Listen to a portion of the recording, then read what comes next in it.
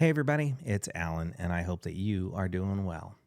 Tommy Caldwell, an absolutely underrated, underappreciated bass player for the Marshall Tucker Band, passed away sadly on April 28th back in 1980. The man was the backbone behind the Marshall Tucker Band. As a guitar player, obviously, for many, many, many years, I focused on Toy Caldwell's incredibly unique guitar playing style with the thundering thumb, as some of us like to call it. And then that big burly voice of his that was just fantastic and so obviously evident on songs like Can't You See?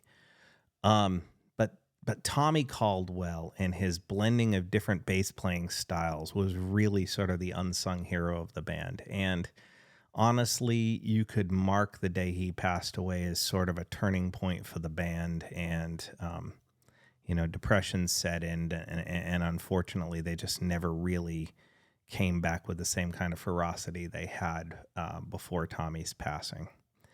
Anyway, we want to pay tribute to Tommy with one of my favorite songs that features Tommy's incredible bass playing.